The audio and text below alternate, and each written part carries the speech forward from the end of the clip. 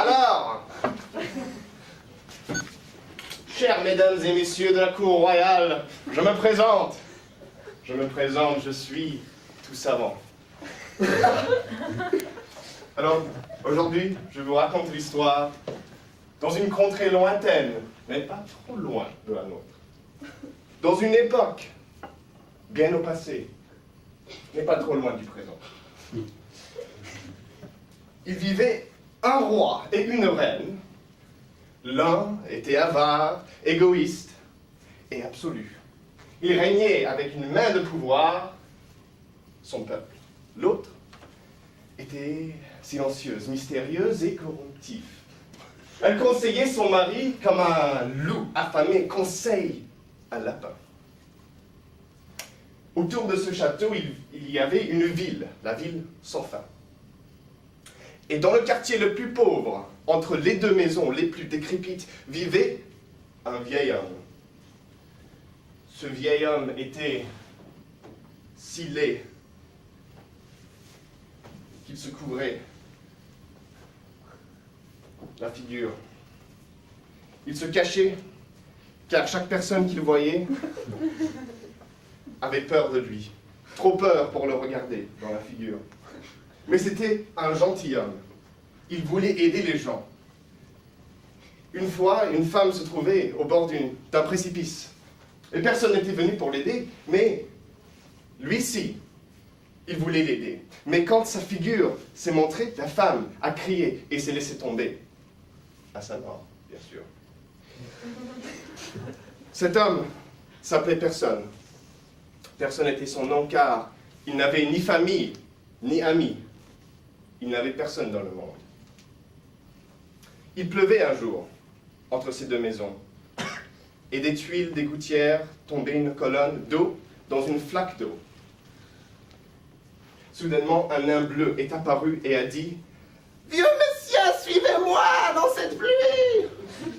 Et le vieux homme, vieux comme il était, ne savait pas quoi faire tout au début. Mais le nain qui avait disparu dans le nain avait disparu dans le flaque. Alors le vieil homme s'est penché au-dessus et a regardé, mais n'a rien vu. Il a mis son doigt dans l'eau et quand les rides sont parties, il a vu les deux maisons, mais personne ne s'est pas vu, lui. Alors il se demandait, mais qu'est-ce qui se passe? Et soudainement, son corps était soulagé. Et il se sentait comme il tombait d'un plafond. Il tombait à chute libre, et puis il a atterri sur une douce couette de feuilles, dans un forêt. Il regarda autour de lui, et il y avait la neige. Il voyait le nain disparaître. Et tout comme il a disparu, une dame est apparue, et il l'a reconnue comme la reine. La reine est venue et lui a dit « Quel est ton souhait le plus profond de ta vie ?» Personne ne lui a répondu. En voyant qu'elle le regardait en face, avec amour et avec bonté, il lui a répondu « Vous, je veux vous marier. » Elle a bien dit « C'est un bizarre souhait. Je suis déjà marié. » Alors le vieil homme était triste et personne a coulé une larme. Et la dame lui a dit d'un ton mystérieux « Mais peut-être il y a une chose qu'on peut faire. Si tu es digne d'un prince, tu peux être digne d'un roi. Mais il faut d'abord l'approuver. » Et avec ces mots, elle a disparu. Et l'homme était seul. Il regardait autour de lui une muraille d'arbres.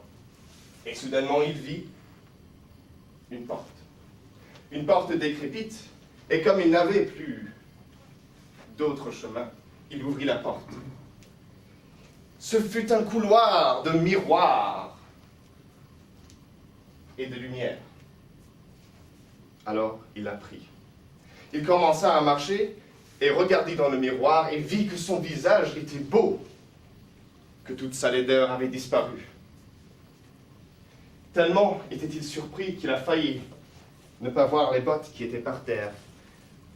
Et comme il avait bien froid aux pieds, il les a mises, car le sol de l'hiver était froid, et lui qui était pauvre n'avait pas de chaussures.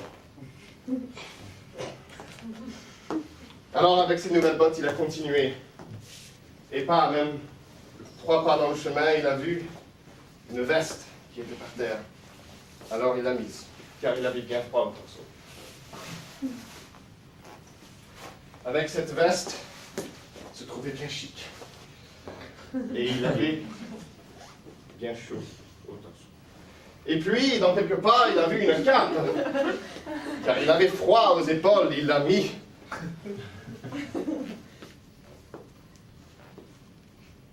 Et puis il vit une autre porte, à la fin du couloir. Une porte très beau et très bien faite. Comme il n'avait plus d'autre chemin pour prendre, il a ouvert la porte. À travers, il a vu une scène royale. Des chaises d'or, des tapis de pourpre. Et la reine, qui était assise sur une chaise. Son mari, le roi, criait sur lui, mais personne ne pouvait l'entendre. Au-dessus de la porte, il vit un chapeau, mais il se dit, j'en ai pas besoin, car je n'ai pas froid à la tête.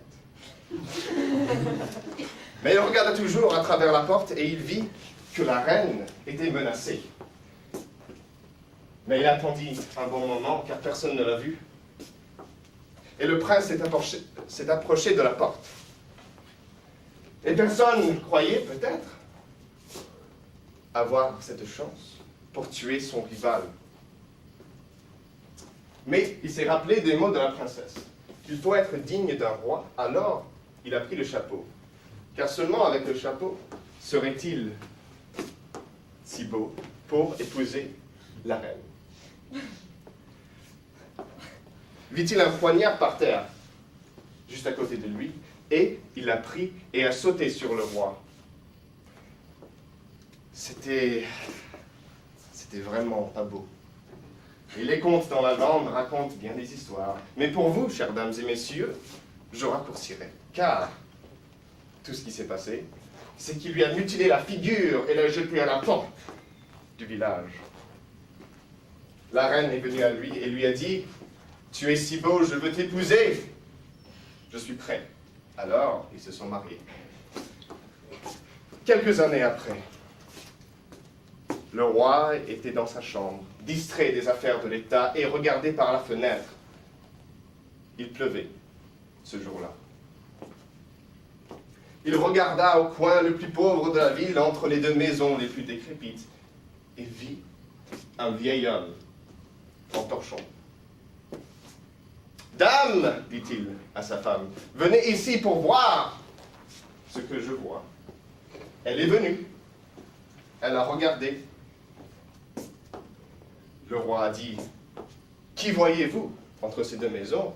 Et la reine a dit, d'un ton mystérieux, « Eh bien, personne. »